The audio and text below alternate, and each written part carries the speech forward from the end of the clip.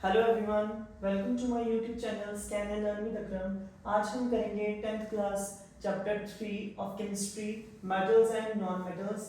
तो सबसे पहले हम मेटल्स एंड नॉन मेटल्स की इंट्रोडक्शन कर लेते हैं। मेटल्स क्या है हमारे? मेटल्स हमारे ऐसे एलिमेंट्स हैं जो इलेक्ट्रोपॉजिटिव इन नेचर है, मतलब कि ये इलेक्ट्रॉन देते हैं, जैसे कि sodium and magnesium. Non metals क्या है हमारे? ऐसे एलिमेंट्स हैं जो इलेक्ट्रोनेगेटिव हैं नेचर में, for example chlorine and fluorine. Metals हमारे हार्ड होते हैं, नॉन मेटल्स हमारे सॉफ्ट होते हैं। मेटल्स का हाई मेल्टिंग पॉइंट होता है, क्यों? क्योंकि इनमें स्ट्रॉन्ग फोर्स ऑफ अट्रैक्शन होती है। नॉन मेटल्स का हमारा लो मेल्टिंग पॉइंट होता है। Metals are shiny in appearance, lustrous.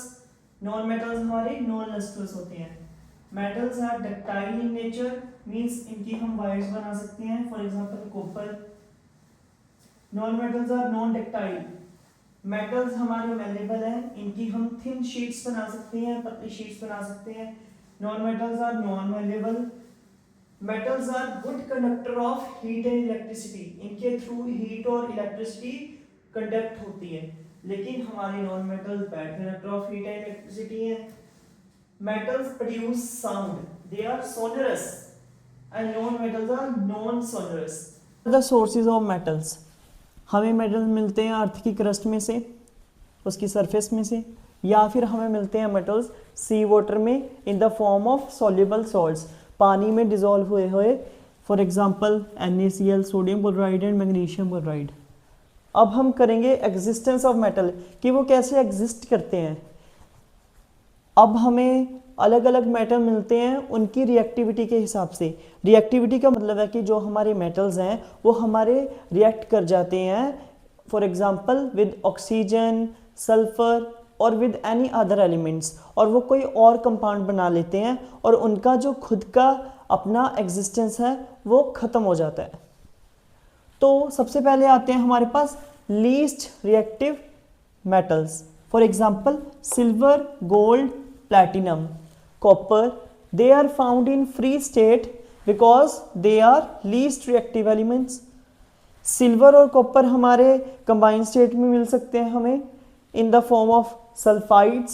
Sulphides means sulphur के साथ, एंड ऑक्साइड्स मीन्स ऑक्सीजन के साथ कंबाइन होके।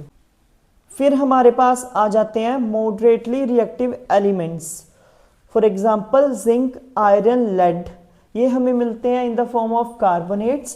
Carbonates means with carbon, and oxides means with oxygen. अब उसके बाद आ गया हमारे पास पोटेशियम, कैल्शियम, मैग्नीशियम। ये हमारे ऐसे एलिमेंट्स हैं जो हमेशा कोई ना कोई कंपाउंड के साथ ही मिलेंगे, for example magnesium chloride etcetera.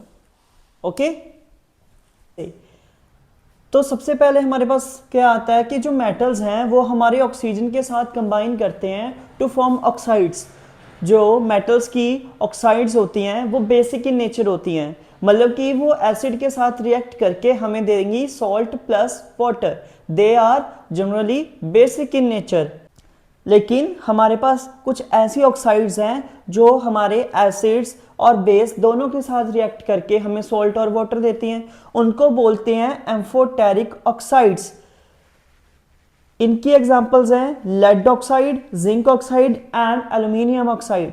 For example यहाँ हमारे पास है एल्यूमिनियम ऑक्साइड। यहाँ पे एल्यूमिनियम ऑक्साइड हमारा कंबाइन कर गया एसिड के साथ, जिसने हमें दिया एल्यूमिनियम क्लोराइड जो कि हमारा सॉल्ट है और वाटर।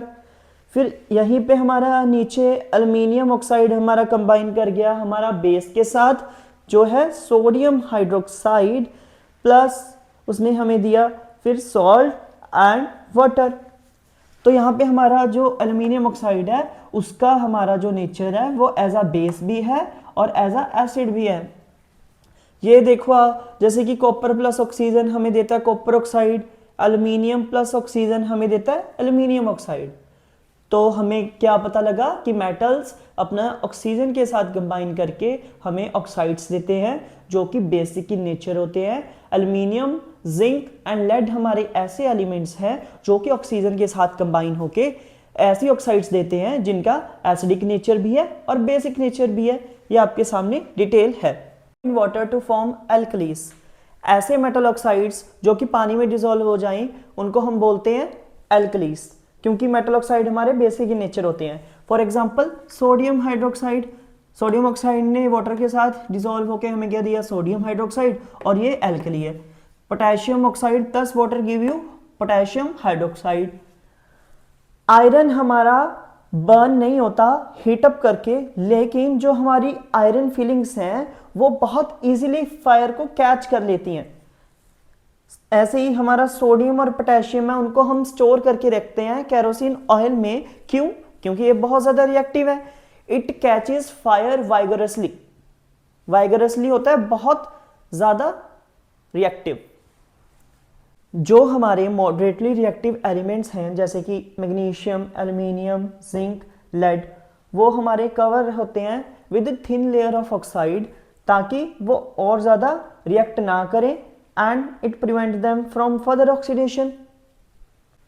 हमारे पास इसके बाद है कॉपर। कॉपर डेवलप कर लेता है एक ब्लैक कलर की कोटिंग जो कि किससे बनी रहती है, कॉपर ऑक्साइड से। Silver and gold do not react with air और oxygen at high temperature at all. Okay, अगले पार्ट में हम करेंगे reaction of the metals with water and extraction of metals from the different reactivity series. Thank you and have a nice day.